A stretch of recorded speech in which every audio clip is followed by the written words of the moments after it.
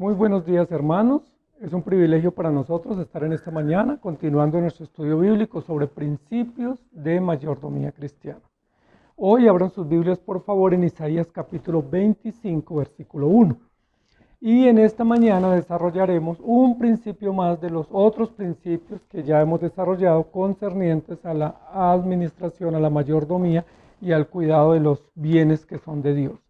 Recuerden que tenemos un eslogan que no podemos olvidar: Jesucristo, dueño, o Cristo es el dueño y yo, su servidor.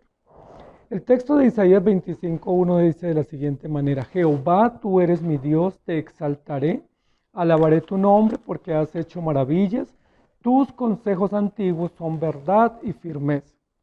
En esta mañana vamos a trabajar un principio bíblico de mayordomía que no podemos pasar por alto, y es el principio de adoración.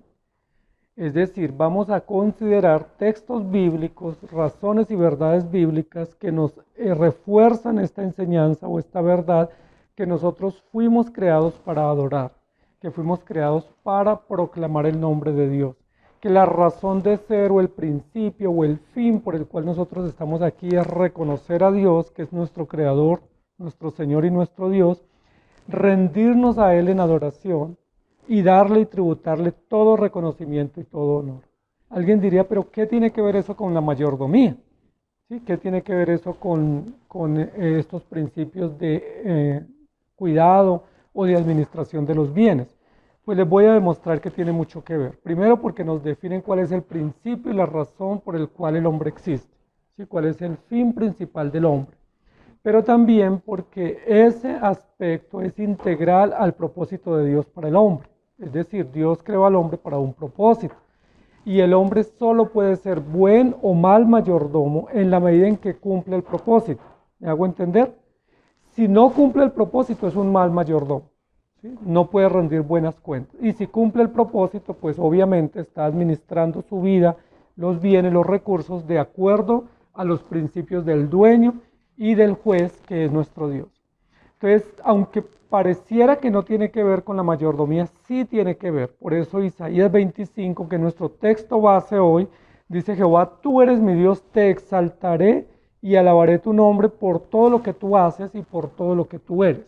¿Sí? Esta no es simplemente una misión colateral que tenemos, no es como una misión periférica que tenemos los cristianos, sino que es la misión central, es como la tarea general que tenemos todos de rendir culto a Dios, porque fuimos creados a su imagen y semejanza, y porque fuimos creados para adorarle. La mayoría de personas pasan la vida pensando para qué son útiles, ¿sí? ¿Cuál es la razón de su vida? ¿Qué sentido tiene su existencia? Si tiene razón de ser o no. Sí, muchos terminan frustrados al final de sus días diciendo: yo ni siquiera sé para qué nací, o no sé para qué vivo, o no sé para qué me toca enfrentar todo esto. Porque ellos no han logrado comprender que hay un fin absoluto, un fin primordial, un fin esencial para el cual Dios nos creó, y que ese fin esencial es la gloria de Dios. La mayoría de los hombres y las mujeres en la sociedad contemporánea y en todos los tiempos se centran en sí mismos, ¿sí? En su belleza, en su cuerpo, en su dinero, en sus gustos, en sus anhelos. Siempre se centran en sí mismos pensando cómo ellos pueden satisfacer sus propios anhelos o sus propias expectativas, o cómo pueden cumplir sus propios proyectos de vida. Pero lo que la Biblia nos va a decir es que aunque el hombre se centre en sí mismo, pues esos no son los fines absolutos. Esa no es la razón para la cual fuimos creados. No fuimos creados para contemplarnos a nosotros mismos. No fuimos creados y puestos aquí en esta tierra tan hermosa para nosotros adorarnos a nosotros mismos o para vivir en función de nosotros o de otros. Para eso no fuimos puestos. Esa no es una razón de la mayordomía y de la economía de Dios. Fuimos creados y puestos aquí para adorar a Dios, no para adorarnos y contemplarnos y vernos y satisfacernos a nosotros mismos. Esto tampoco significa un fin adverso para nosotros, porque muchos dirían: bueno, si no puedo estar en función mía, entonces ¿qué sentido tiene mi vida? ¿Sí, vivo para qué? O sea, como que me olvido de mí mismo. Y la respuesta es no. Porque Dios está pendiente de nosotros. Él cuida de nosotros, es nuestro proveedor, es nuestro Señor, es nuestro cuidador, nuestro sustentador. La idea es la siguiente: como Él cuida absolutamente de nosotros, no tenemos nada de qué preocuparnos, sino solamente de rendirle culto y adoración a Él. Como Él está encargado plena y totalmente de todas nuestras necesidades y de satisfacer todos nuestros anhelos más profundos, nosotros debemos concentrarnos tiempo completo en satisfacer las demandas de Dios, en ofrendarle gratitud a Él, en tributarle reconocimiento y adoración, porque ese es el fin principal y más noble del hombre. No solo lo dice la Escritura, sino que también quedó sintetizado en nuestro Catecismo Mayor de Westminster en su primera pregunta. Ese es el fin principal, que vivamos en función de Dios, para la gloria de Dios, y que nos rindamos absoluta, total y decididamente a rendirle adoración. Isaías capítulo 43, versículos 7 y 21 dice así: todos los llamados de mi nombre para gloria mía los he creado, los formé y los hice. Este pueblo he creado para mí, mis alabanzas publicará. Aquí nuevamente está diciendo Dios en primera persona: yo creé este pueblo es mío, yo lo creé, yo lo puse aquí en la tierra, pero lo creé con una finalidad.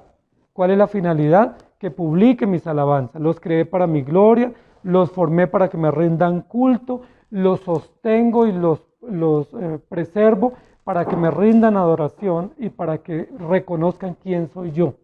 Entonces, todos estos textos que vamos a leer hoy nos van a ayudar a entender el título, que es Alabaré tu nombre. Como dice el Isaías 25:1, alabaré tu nombre. ¿Sí? Primero, ¿por qué lo debemos alabar? No es una misión genérica que tenemos, ¿cierto? O común. Es una misión exclusiva, una misión especial, una misión selecta que tenemos todos los hombres, pero de manera muy directa los creyentes, que es alabar a nuestro Dios. En primer lugar, como dice Isaías 25:1, porque Él es nuestro Dios. ¿Cuál es la razón primera por la cual alabamos a Dios? Porque Él es nuestro Dios. Porque Él es nuestro Dios, porque Él es nuestro Señor, Él es nuestro Creador. Porque fuimos creados para adorarle a Él, porque tenemos un origen, tuvimos un principio, porque hay una mano diseñadora que nos creó, porque hay un propósito inicial y final para el cual existimos, y porque no existimos al azar ni existimos para cualquier fin, sino que existimos por mano de Dios, por disposición de Dios y para un fin perfecto y excelente. Juan capítulo 4, 24 dice: Dios es espíritu, y los que le adoran en espíritu y en verdad es necesario que adoren. Vamos a enfatizar muchos textos que nos ayudan a comprender que fuimos creados para adorar y que si tú no adoras a Dios, estás incumpliendo ese mandato absoluto, que si tú no estás rindiéndole culto a Él y alabando su nombre, tú estás violando su ley y estás desfigurando el propósito para el cual Dios te creó, y también no estás siendo un buen mayordomo ni del tiempo, ni de los recursos, ni de los deberes que Dios te encomendó o te comisionó. Lo que estamos diciendo en esta mañana es que tenemos un gran privilegio, y el gran privilegio es mirar externamente o mirar fuera de nosotros. No mirarnos a nosotros, no contemplarnos, no ensimismarnos en nosotros mismos, sino contemplar a nuestro Creador y deleitarnos en Él, porque Él es grande, porque Él es poderoso, porque Él es absoluto, y porque ese privilegio que tenemos es un privilegio único de los seres creados. Rendir culto al Creador, exaltarle, y para eso tenemos la capacidad. Alguien diría: es que no me gusta o no puedo. Esa sería una excusa, porque la Biblia dice que fuimos creados a su imagen y semejanza, es decir, somos seres inmortales, con inteligencia, con entendimiento de un ser supremo, con la conciencia de un Dios creador y de un juez, y con la capacidad intrínseca en nuestra voluntad, en nuestro ser, en nuestro diseño, para rendirle culto a nuestro Dios. Todos, absolutamente todos los hombres, todas las mujeres, tenemos la capacidad y la obligación de rendirle culto a Dios, porque somos a imagen y semejanza. Esa es parte del diseño, de las categorías con las cuales Dios nos creó para adorarlo. Tenemos la capacidad, tenemos la obligación, tenemos el mandato, tenemos el modelo. Así que si no lo adoramos es simple y llanamente por rebeldía, por necedad y porque nosotros decidimos por nuestra propia voluntad ir en contra del Creador. Tenemos la capacidad.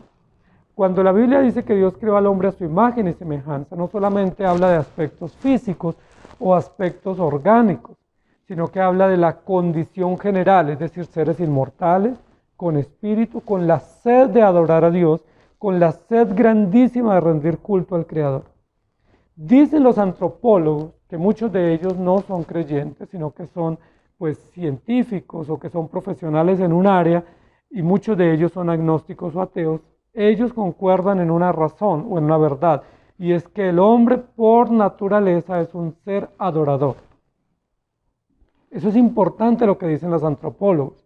Dicen el hombre por naturaleza es un adorador, es decir, tiene innatamente o intrínsecamente en su ser, en su espíritu, en su cuerpo, en sus órganos, la obligación o la necesidad imperante de adorar.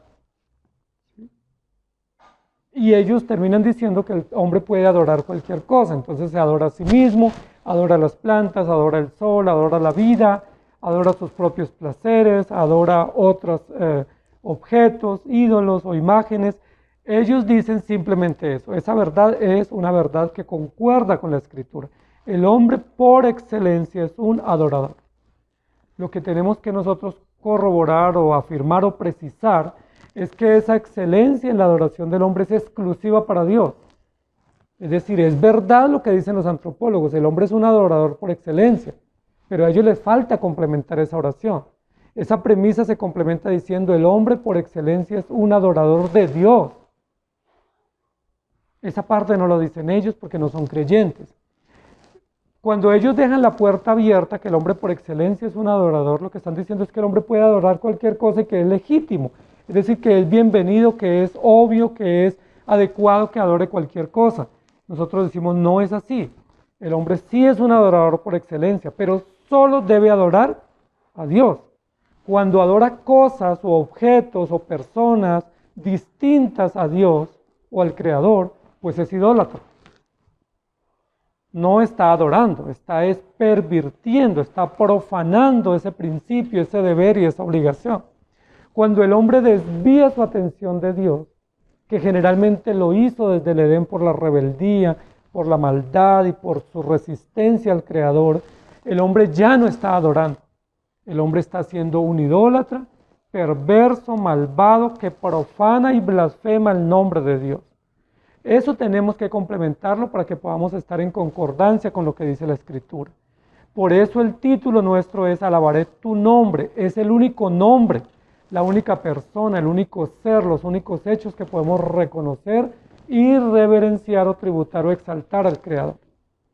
Toda persona que se desvíe en ese fin para adorarse a sí mismo, para adorar su cuerpo, adorar la vida, su placer o adorar personas o ídolos, la Biblia dice es un idólatra. Y recordemos que en la ley de Dios, en Éxodo 20 dice, no tendrás dioses ajenos delante de mí.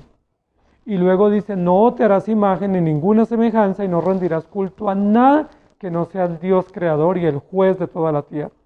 Entonces la pregunta que tenemos que hacernos es, ¿qué adoramos nosotros? Ya sabemos que somos adoradores. Aún los incrédulos, los científicos lo saben, los antropólogos. El tema no es saber que somos adoradores, sino saber que tenemos la obligación de adorar exclusivamente a nuestro Dios. Y que cualquier intento, cualquier manera, cualquier forma sutil o no de adorar cosas o hechos o personas distintas a Dios es idolatría y es abominable, totalmente censurado. Por eso estamos diciendo que Dios nos diseñó para adorar a un ser supremo, creador único y perfecto y sustentador de todas las cosas. El Salmo 63, versículo 1 dice así: Dios mío eres tú, de madrugada te buscaré, mi alma tiene sed de ti, mi carne te anhela, en tierra seca y árida donde no hay aguas. El salmista nos pone aquí un tema que es el tema que aún los antropólogos o los sociólogos han descubierto, y es que el hombre tiene un vacío en sí mismo y necesita llenarlo. ¿Sí? Ellos dicen que lo necesita llenar con amor, con amistad, con viajes, con placeres, con lujos, con muchas cosas. Ellos dicen que se puede llenar ese vacío, incluso con conocimiento, con arte, con música, con deporte. ¿Sí? Que hay muchas maneras para llenar ese vacío que es como una especie de sed que no se satisface fácilmente. La Biblia nos dice que sí es verdad, que el hombre sí tiene un gran vacío, y una gran sed existencial, pero que esa sed única y exclusivamente la sacia bebiendo de la fuente de la vida eterna, que no hay otra manera, y eso es lo que dice el Salmo 63. Mi alma tiene sed de ti, tengo un vacío, tengo una gran necesidad, tengo hambre, tengo una gran necesidad de ser refrescado, de ser alimentado, de ser sostenido y de ser lleno plenamente en mi ser, y el único que puede llenarme es Dios. Ya sabemos que todas las personas que van por el lado del placer, las drogas, el sexo, la música, el dinero, los negocios, los viajes, todo eso, aunque da satisfacción temporal o placer efímero, nunca sacia la sed que el hombre tiene de un ser supremo, y esa sed profunda que solo la sacia Jesucristo. Eso le dijo Jesús a la mujer samaritana en Juan capítulo 4. El agua que yo le doy saltará para vida eterna y nunca más volverás a tener sed. Y eso es lo que la Biblia nos va a decir. En el Salmo 103, versículo 1 dice: bendice alma mía a Jehová y bendiga todo mi ser su santo nombre. Y en Primera de Crónicas 16:34 dice: aclamad a Jehová porque Él es bueno, porque para siempre es su misericordia, o porque su misericordia es eterna. Entonces, la primera razón, el primer propósito por el cual usted y yo y todos los hombres y mujeres creados debemos adorar a Dios o debemos alabar su nombre, es porque Él es nuestro Dios. No hay nadie como Él. No hay otro que nos pueda satisfacer y cuidar. Y no tenemos un origen o una procedencia variada o múltiple, sino una procedencia común, única, y provenimos todos de nuestro Dios. Efesios capítulo 1, versículos 5 y 6 y versículo 12 dicen de la siguiente manera: en amor habiéndonos predestinado para ser adoptados hijos suyos por medio de Jesucristo, según el puro afecto de su voluntad. Versículo 6, para alabanza de la gloria de su gracia, con la cual nos hizo aceptos en el amado, a fin de que seamos para alabanza de su gloria, nosotros los que primeramente esperábamos en Cristo. Fuimos creados, hemos sido preservados, hemos sido redimidos, seguimos siendo guardados únicamente para la alabanza de la gloria de su nombre, en la cual fuimos aceptos o en la cual fuimos elegidos y en la cual hemos sido cuidados para rendir culto y adoración a nuestro Dios. Y luego en Job capítulo 1 versículo 21, Job, en esa gran calamidad o adversidad que tuvo en su vida cuando perdió su salud, perdió su familia, perdió sus bienes, Job dice: desnudo salí del vientre de mi madre y desnudo volveré allá. Jehová dio y Jehová quitó, sea el nombre de Jehová bendito. Es decir, Job, en el peor momento de su vida, en la adversidad más incomprensible, más dolorosa, más trágica para sí mismo, donde nadie encontraba razón ni sentido del por qué, Job termina alabando a Dios y diciendo: todo viene de ti, lo he recibido, tú me lo has dado, tú ahora me lo retienes, alabado sea tu santo nombre. Y en el Salmo 149, versículo 6 dice: exalten a Dios con sus gargantas y espadas de dos filos en sus manos. La alabanza no es una acción para Dios, sino una forma de vida, una misión de vida, una obligación vital con la cual o adoramos a Dios o le profanamos y blasfemamos su nombre. En el Salmo 147, versículo 1 y 7, dice: alabad a Jehová porque es bueno cantar salmos a nuestro Dios, porque suave y hermosa es la alabanza. Cantad a Jehová con alabanza, cantad con arpa a nuestro Dios. En el versículo anterior que leímos dice que con la garganta, es decir, que usemos la voz o que alcemos la voz y proclamemos y pregonemos las alabanzas y las grandezas de Dios. Eso no se reduce a cantar solamente, eso se reduce a hablar, a orar, a contar, a testificar, a proclamar. Es la amplitud como cumplimos ese encargo de hablar de Dios, de proclamar su nombre, de testificar quién es, cuán grande, cuán poderoso y cuán excelso es Él. Y aquí dice que podemos acompañarlo con otros elementos, ¿sí? Como nuestro cuerpo, nuestras posturas, incluso si es posible instrumentos, pero que lo más importante es nuestra vida y nuestra voz y nuestro corazón y motivos rendidos totalmente al Señor. En Mateo capítulo 6, versículo 33 dice, mas buscad primeramente el reino de Dios y su justicia, y todas esas cosas os serán añadidas. Buscad primeramente, es decir, concéntrense, dedíquense, focalícense a buscar primera y exclusivamente el reino de Dios. Y todas las demás cosas vendrán por añadidura. ¿Cuáles son las demás cosas? Pues los sueños nuestros, los planes nuestros, nuestros proyectos personales, nuestros anhelos, todos esos planes ocupan o sueños ocupan unos lugares secundarios porque el lugar principal, el lugar prominente, lo debe tener y lo demanda Dios en adoración exclusiva. Alabaré tu nombre porque tú eres mi Dios. Alabaré tu nombre porque tú eres mi Señor. Alabaré tu nombre porque tú me creaste para ese fin y eso es lo que haré.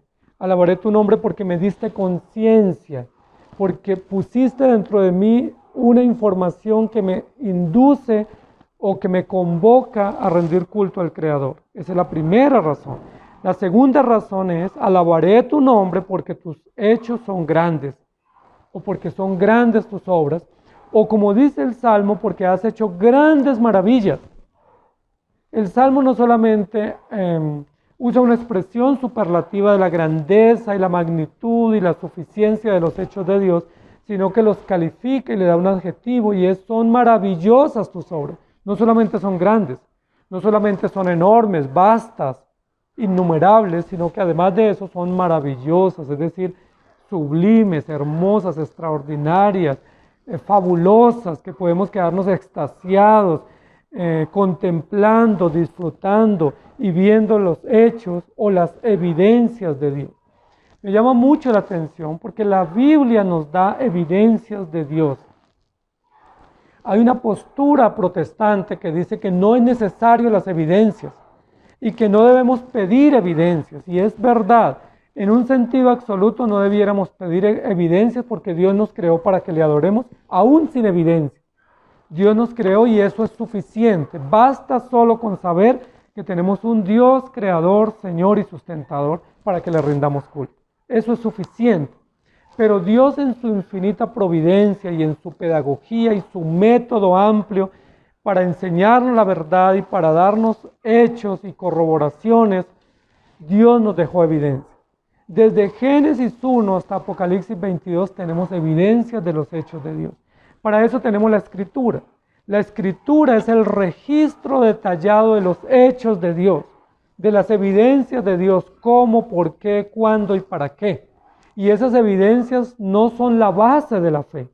Esas evidencias son medios para robustecer la fe, para engrandecer la fe y para que nuestro espíritu y corazón vibre viendo y contemplando los hechos de Dios. Es decir, no solo sabemos que Dios existe y es real, sino que nos dejó un testimonio, un registro de hechos que engalanan su grandeza y que nos quedamos sin palabras ante tanto hecho maravilloso y grandioso y por el cual debemos adorar. Entonces tenemos evidencias. Eso es maravilloso. No solamente Dios es y cree por la fe, sino que Dios es y nos dejó evidencias. ¿Cuáles evidencias? Su creación, su historia, la manera como ha cuidado y preservado a su pueblo y la redención en la cual Él ha obrado. Cuando uno lee la Escritura, especialmente en los Salmos y en los libros históricos del Antiguo Testamento, vemos grandes evidencias de Dios. Vemos evidencias extraordinarias, poderosas de Dios, hechos grandiosos como Dios preservó a su pueblo, diluvio universal, cayó maná del cielo, separó el mar rojo, murieron ejércitos enteros como el egipcio, las 10 plagas de Egipto, Sodoma y Gomorra, el río Jordán se abre para que el pueblo pase en seco, Dios detiene el sol para que Josué gane una batalla, hechos extraordinarios, los muros de Jericó se caen cuando los soldados cantan y gritan alrededor de esta gran ciudad, hay codornices, hay agua del dulce de la peña, o sea, grandes hechos extraordinarios, innumerables, que tenemos para fortalecer nuestra fe, motivos dignos de alabanza y registros verídicos de lo que Dios ha hecho. Muchos lectores de la Biblia y agnósticos se esfuerzan en gran manera para desvirtuar los hechos de Dios, es decir, para decir eso no existió. Hay personas diciendo la creación no existió, hay personas diciendo el diluvio universal no existió, hay personas intentando demostrar que el mar rojo no se abrió, que el maná no cayó del cielo y que todo lo que la Biblia dice no existió. Pero pese a los esfuerzos de estos grupos o entidades de maldad, incrédulas, agnósticas, buscando controvertir los hechos de Dios, nosotros tenemos evidencias escritas, evidencias históricas, evidencias arqueológicas, evidencias antropológicas y evidencias de fe de que esos hechos son reales. La creación Dios la hizo. Todos esos hechos que la Biblia registra fueron hechos por Dios y son evidencias grandiosas, maravillosas, hazañas extraordinarias que fortalecen nuestra fe y que nos muestran quién es nuestro Dios y que nos dan las razones y los argumentos.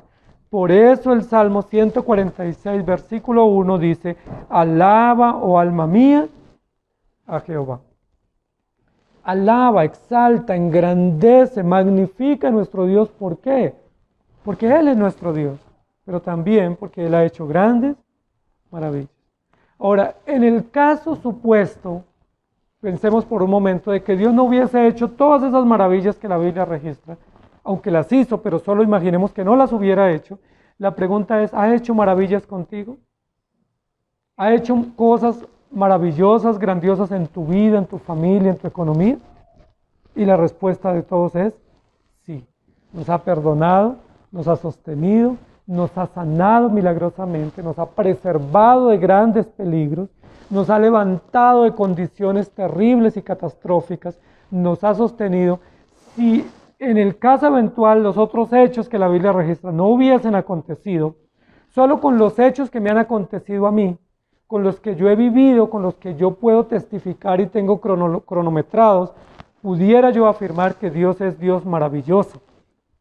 Porque yo tengo un registro grande de hechos, de datos, de eventos, de episodios en los cuales ha prevalecido el poder de Dios, la grandeza de Dios y las maravillas para cuidarme, para preservarme, para sostenerme. La pregunta es, ¿ha sucedido así contigo? ¿Tú también tienes un registro de hechos maravillosos que Dios ha hecho a tu favor? Yo creo que todos ustedes, si son honestos, tienen que decir, así es. Lo que yo tengo, Dios me lo ha dado. Mis hijos me los ha protegido. Mi familia me la ha guardado. He visto hazañas de Dios, milagros, hechos extraordinarios que yo nunca me imaginé que acontecieran, pero he visto y los he disfrutado y sé que vienen de Dios. Entonces, de la misma manera como creemos los hechos que nos han acontecido y los podemos comentar y compartir con seguridad, así mismo tenemos que creer los hechos que la Biblia registra, porque son reales, porque los que los vivieron dieron fe, los que los vivieron atestiguan que así fue y hay que creer, porque así como nosotros atestiguamos y creemos lo que nos ha acontecido, también aceptamos lo que otros vieron. Por eso el Salmo y los profetas dijeron muchas veces, grandes son tus maravillas. Y lo cantamos con un texto de Apocalipsis, ¿cierto? Grandes y maravillosas son tus obras, Señor Dios Todopoderoso. Grandes y verdaderos son tus caminos. ¿Quién como tú? El Salmo 150, versículo 1 y 2, dice, alabad a Dios en su santuario, alabadle en la magnificencia de su firmamento. Alabadle por sus proezas, alabadle conforme a la muchedumbre de su grandeza. Y nos da también aquí una obligación y es congregarnos. Así como yo alabo a Dios en la casa, en el trabajo, en el día a día, también hay una obligación instituida por Dios y es reunirnos en el santuario de Dios, en el día del Señor, en el lugar dispuesto para ese fin, para adorarle. Alabad a Dios en su santuario. Tú no pudieras decir, yo alabo a Dios a mi manera, o yo lo alabo en mi casa, o lo alabo en mi trabajo. Eso está bien y eso hay que hacerlo. Pero ¿qué más hay que hacer? Congregarnos. Reunirnos para que juntos, como pueblo, como familia, de forma pública y unánime, rindamos culto a nuestro Dios por su grandeza, por sus hechos asombrosos, por su poder y su magnitud. Josué capítulo 6, versículo 20. Dice, entonces el pueblo gritó y los sacerdotes tocaron las bocinas, y aconteció que cuando el pueblo hubo oído el sonido de la bocina, gritó con gran vocerío, y el muro se derrumbó. El pueblo subió luego a la ciudad, cada uno derecho hacia adelante, y la tomaron. Hablando de Jericó. Dios haciendo un gran hecho extraordinario que ellos mismos ni siquiera lo habían imaginado y que no lo veían posible. Hechos capítulo 16, versículo 21 y 26. Pero a medianoche, orando Pablo y Silas, cantaban himnos a Dios y los presos los oían. Entonces sobrevino de repente un gran terremoto, de tal manera que los cimientos de la cárcel se sacudían y al instante se abrieron todas las puertas y las cadenas de todos se soltaron. Una situación de injusticia contra Pablo y Silas, una situación de tortura y de agresión contra ellos por predicar el Evangelio. Sin embargo, en ese momento, en esa circunstancia adversa, Pablo y Silas, dice, estaban cantando a Dios, los presos los oían y Dios hizo un gran milagro. ¿Sí? Abrió las puertas de la prisión, se soltaron las cadenas y ellos quedaron libres. Y fue el gran momento para la conversión del carcelero y para que se predicara o proclamara el nombre de Dios a toda esa comunidad.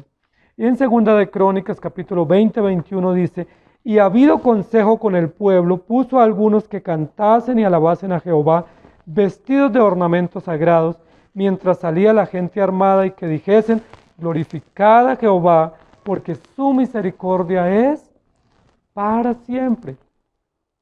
O su misericordia es infinita, o su misericordia no tiene fin, no tiene límite. Amados hermanos, alabaré su nombre porque ha hecho grandes maravillas.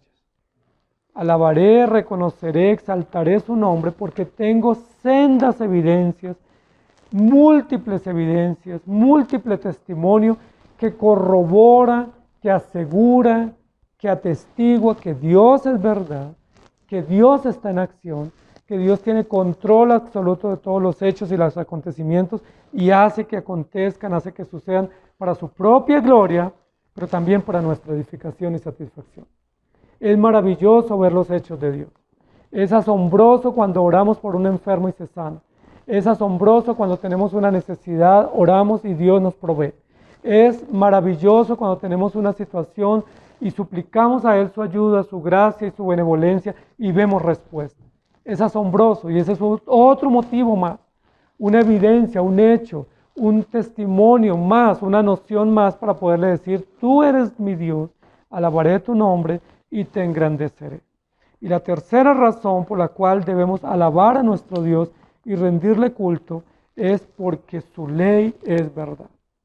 Porque Él es nuestro Dios, porque grandes son sus maravillas o sus hechos y porque su ley o su palabra es la verdad. Muchas personas dudan del Evangelio. Muchas personas dicen eso es un libro cualquiera. Muchos dicen es un libro más y ha pasado por muchas manos y ha sido manipulado. Todas esas razones y argumentos pueden tener cierta reputación, pero lo que nosotros decimos es que el carácter de la Escritura, pese a haber pasado por varias épocas, por varias manos y por varias personas que han contribuido a su redacción o traducción, la palabra ha sido preservada porque viene de Dios y Dios está interesado en preservar su palabra. Por eso el Isaías 25:1 termina el versículo diciendo, tus consejos antiguos son verdad y firmeza. O tu palabra, o tu revelación, o tus testimonios que desde la antigüedad fueron publicados y que han sido preservados a lo largo de los siglos y que han sido la razón y la manera como el pueblo se ha cuidado y se ha guiado, todos son verdad y firmeza. Esto es bien extraordinario, porque hay muchos documentos que tienen que ser sometidos a prueba a ver si son verídicos o no. Y muchas informaciones hoy en día que salen en las noticias o en las redes son falsas. Pero aquí la Biblia nos dice, tenemos la garantía. Tú y yo tenemos la certeza, no es que tenemos la percepción, no es que tenemos la idea o la intuición, no, tenemos la certeza, tenemos la garantía, tenemos el seguro de que la palabra es verdad. No porque a mí me parece, no solo porque yo lo creo, sino porque Dios lo dijo y porque históricamente se ha preservado. Tu ley es verdad, toda tu revelación es verdad, es firme, es segura Y eso nos da pie para nosotros saber que todas las enseñanzas que se dejaron allí registradas son ciertas y nosotros lo único que tenemos que hacer es recibirlas, aceptarlas y proclamarlas. Por eso Éxodo capítulo 3, 23 dice, no tendrás dioses ajenos delante de mí. Eso es verdad y eso es firme de parte de Dios. Y eso trae una bendición a quien la obedece, pero consecuencias terribles a quien desobedece o incumple estos principios de Dios. Amados hermanos, la palabra de Dios es verdad. Tus juicios son todos verdad. Todos firmes, permanecen para siempre y por eso alabaré tu nombre eternamente y para siempre. Amada iglesia, tenemos la obligación de alabar el nombre de Dios porque nos dejó una revelación, nos dejó una palabra escrita y porque la palabra escrita que nos dejó es suficiente, es sabia, es perfecta, permanece y tiene todo lo necesario para que nosotros podamos vivir y poder vivir con plenitud, con satisfacción y con alegría. Isaías capítulo 40, versículos 17 y 22 al 24 dice, como nada son todas las naciones delante de él, y en su comparación serán estimadas en menos que nada, y que lo que no es él, y que lo que no es él está sentado sobre el círculo de la tierra, cuyos moradores son como langostas. Él extiende los cielos como una cortina, los despliega como una tienda para morar. Él convierte en nada a los poderosos y a los que gobiernan la tierra hace como cosa vana, como si nunca hubieran sido plantados, como si nunca hubieran sido sembrados, como si nunca su tronco hubiera tenido raíz en la tierra. Tan pronto como sopla en ellos se secan y el torbellino los lleva como hojarasca. Aquí está diciendo que la palabra de Dios es verdad, porque todo lo que Él ha prometido a lo largo de estos 6.000 años, todo se ha cumplido. No hay un hecho, no hay un detalle, no hay una profecía dada en la Escritura que no haya tenido cumplimiento. Hay algunas que están por cumplirse porque faltan algunos datos, algunos momentos de tiempo y de desarrollo natural de la historia, pero la mayoría de los hechos proféticos se han cumplido. Y eso nos da garantía, eso nos fortalece para que nosotros sepamos que la palabra de Dios es verdad. No es que se supone que es verdad, es que es verdad, categóricamente. Tú la puedes creer, puedes confiar en ella. Aún en las enseñanzas que nos parecieran a nosotros más difíciles de creer, podemos confiar porque toda ella es verdad. Tu ley es verdad porque es revelación de Dios para su propia gloria, para nuestra adoración a Él y para que nosotros confiemos. Amados hermanos, qué maravilloso es saber que Dios no solamente es nuestro creador y Dios, sino que nos ha dejado sendas evidencias. Todo el día lo que podemos observar, todo lo que podemos contemplar en nuestra vida son evidencias de Dios, son hechos de Dios, para que nuestra fe sea firme y nuestra alabanza sea más generosa y más voluntaria y más grata a Él. Pero además de eso nos ha dejado la revelación. Sí, nos ha dejado un libro escrito, un gran contenido, una biblioteca extraordinaria, selecta, una biblioteca que es un bestseller en la historia de la humanidad, para que nosotros la consultemos, para que la leamos. Es toda una base de información, todo un contenido profundo, sabio, celestial, eterno, grandioso, que nos corrobora quién es Dios, cuál es su carácter, cómo obra, cómo actúa, cómo sustenta a su pueblo y cómo nos sustenta como familia. Y para que leyendo su escritura, para que recordando sus historias, para que leyendo sus páginas nos llenemos de gratitud. Viene a mi mente cuando el pueblo traído por Esdras y Nehemías del exilio llegó a Jerusalén y dice la Biblia que ellos les leyeron en público la Biblia y todo el pueblo lloraba y lloraba y lloraba porque reconocían que eso es palabra de Dios, que Dios estaba a favor de ellos, pero que ellos habían obrado mal. Amados hermanos, cuando leemos la Escritura, estamos leyendo la palabra de Dios. No es un libro cualquiera, no es un periódico. En términos de gramática es similar a cualquier otro libro. En términos de lectura es como leer cualquier otro libro. Pero en términos de mensaje, en términos de propósito y en términos de autor, es un libro totalmente distinto. Es un libro que viene del cielo con un contenido eterno, celestial y sabio. Cuando leemos la palabra, nuestro corazón se tiene que estremecer. A veces nos estremecemos viendo una película, escuchando un testimonio o escuchando una noticia. ¿Por qué no estremecernos ante la palabra? ¿Por qué no quebrantarnos ante la palabra? ¿Por qué no sacudirnos ante la palabra, siendo que es palabra de Dios, que es verdad, y como dice el profeta Isaías, es firme y es verídica, y podemos aceptarla con tranquilidad? Por eso Salmo 150, versículo 6 dice, todo lo que respire, alabe a Jehová, aleluya. Este salmo y el salmista nos abre el panorama de que no solamente los creyentes alabamos a Dios, no solamente los hombres y mujeres creados a su imagen alaban a Dios, sino todo lo que respire, alabe o rinda o reconozca o tribute o exalte o engrandezca el nombre de Jehová. Y en el Salmo 34, versículo 1 dice, bendeciré a Jehová en todo tiempo, su alabanza estará de continuo en mi boca. Bendeciré a Jehová o bendeciré al Señor en todo tiempo. No es solo de manera esporádica, no es ocasionalmente, no es una acción ocasional, sino eternamente o constantemente o permanentemente debemos alabar, bendecir y engrandecer al Señor con nuestras palabras, con nuestras creencias, con nuestros motivos y con nuestras acciones. La pregunta es, ¿lo estamos haciendo? ¿Estamos bendiciendo y reconociendo y alabando a Dios por todo y en todo tiempo y lugar y circunstancia? Si somos honestos, tenemos que decir que gran parte de nuestra vida no es alabanza y adoración a Dios, sino quejas, reclamos, descuidos, que estamos involucrados en otras cosas. A veces le rendimos más culto a la música, más culto a la familia, más culto a nuestros anhelos y sueños, más culto a nuestros proyectos personales, que se convierten en nuestros propios ídolos y no a nuestro Dios. Y eso tiene que ser corregido. Tenemos que arrepentirnos y volver a la verdad, volver a la palabra y a la misión última y absoluta para la cual fuimos creados.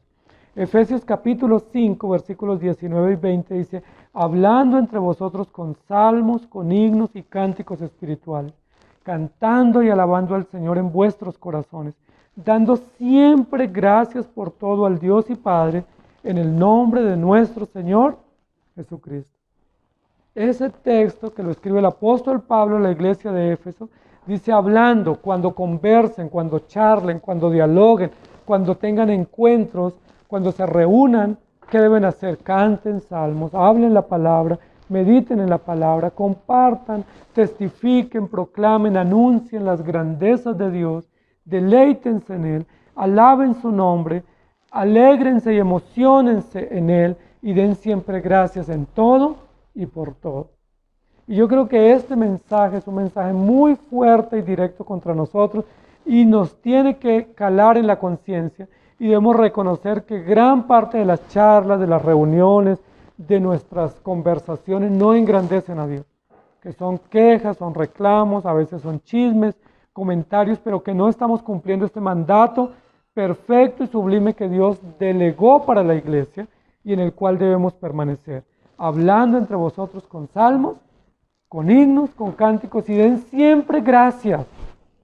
Alaben siempre a Dios, que siempre haya gratitud en sus corazones, que siempre haya alegría y entusiasmo en sus vidas, que siempre estén centrados en Dios y que la ley de Dios gobierne vuestros corazones y vuestras conciencias.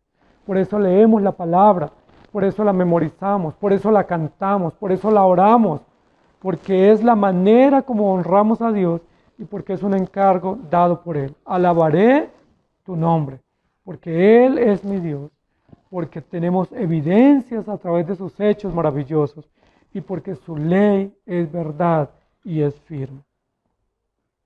La Biblia no dice si te gusta, alabe, si quieres y puedes, alabe, lo dice hazlo, tienes que hacerlo. Esa es una razón por la cual vamos a ser juzgados. ¿Por a quién le rendimos culto? O a Dios o al mundo, o a Dios o a nosotros mismos, o al único y verdadero Dios en espíritu y en verdad, o de acuerdo a nuestras maneras y gustos que son idolátricos, blasfemos y abominables. Salmo 22, versículo 3 dice, pero tú eres santo, tú que habitas entre las alabanzas de Israel. Lo que da a entender ese texto es que Dios vive, exige y demanda alabanzas porque es la manera como Él es honrado y exaltado y la manera como Él es reconocido. Y en 2 de Samuel, capítulo 7, versículo 22 dice, por tanto tú te has engrandecido, Jehová Dios, por cuanto no hay como tú ni hay Dios fuera de ti, conforme a todo lo que hemos oído con nuestros oídos. Tú te has engrandecido, no hay otro como tú en hechos, en poder, en carácter, en magnificencia, en verdad, y nosotros lo único que hacemos bien es rendirle culto, y hacemos mal cuando no lo hacemos o cuando renegamos. El pueblo de Israel, cuando la Biblia habla de la travesía que tuvieron por el desierto, una de las cosas constantes que nos va a decir la Escritura es el pueblo se rebeló contra Dios y murmuró contra Dios. Debiendo estar agradecidos, murmuraban. Debiendo estar alabándole, se quejaban. Se quejaban de la comida, se quejaban del clima, se quejaban de haber salido, se quejaban de Moisés, se quejaban de Dios, se quejaban del agua, de todo se quejaban. Y dice la Biblia, y Dios no se agradó de ese pueblo y los mató en el desierto. Dios no se agradó por una razón, porque no le alabaron, porque no fueron gratos con Dios, porque no vivieron agradecidos, reconociendo y descansando en las bondades de Dios. La pregunta es, ¿se agrada a Dios de nosotros? ¿Se agrada a Dios del culto que le tributamos? ¿O parte de lo que decimos que damos a Dios es reclamos, quejas, ofensas, aún acusaciones a Dios? Éxodo capítulo 23, versículo 25 dice, mas a Jehová vuestro Dios serviréis, y Él bendecirá tu pan y tus aguas, y yo quitaré toda enfermedad de en medio de ti. Una manera de alabar, de exaltar, de adorar a Dios es sirviéndole, y sirviéndole con disposición, sin renegar, sin protestar, sin reclamar, sino con voluntad. Y Él dice que nos promete dar o abundar generosamente en el pan y el sustento para que podamos estar con alegría sirviéndole. Y Hechos 16, 25, pero a medianoche orando Pablo y Silas cantaban himnos a Dios y los presos los oían. Y un texto que es fabuloso del profeta Habacuc en el capítulo 3, versículos 17 y 18. Dice, aunque la higuera no florezca, ni en las vides haya fruto, aunque falte el producto del olivo y los labrados no den mantenimiento, y las ovejas sean quitadas de la majada, y no haya vacas en los corrales, con todo, o a pesar de todo, o en medio de todo, yo me alegraré en Jehová y me gozaré en el Dios de mi salvación. El profeta Habacuc toca un tema extraordinario, es cuando uno tiene todas las cosas, posiblemente mucho más fácil agradecer. Y esa es la acusación que Satanás levanta contra Job. Job te sirve, pero no te sirve de balde. Job te sirve porque tú le has bendecido, le has dado salud, le has dado trabajo, le has dado hijos. Es un hombre próspero y rico. Claro, ¿cómo no te va a servir si no le falta nada? Pero en la misma concordancia, Habacuc escribe, aunque la higuera no florezca, aunque no haya cosecha, aunque no haya salud, aunque no haya bienestar, aunque no haya dinero, aunque nos falte todo, absolutamente todo, si todo nos falta, con todo, yo me alegraré en Jehová y me gozaré o me regocijaré en el Dios de mi salvación. El profeta Habacuc pone de relieve que no son las cosas las que nos lleven o nos dan motivos de alabanza, que no son las condiciones o las circunstancias que vivimos las que robustecen o las que dinamizan la alabanza a nuestro Dios. Nosotros alabamos a Dios con o sin cosas, en prosperidad o en adversidad, en salud o en enfermedad, en riqueza o en pobreza, porque las circunstancias no son el motor de nuestra adoración.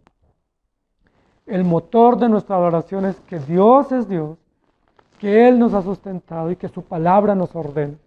El motor, el móvil de nuestra adoración es nuestro Dios y su revelación y la obra de redención que Él ha operado en nuestros corazones.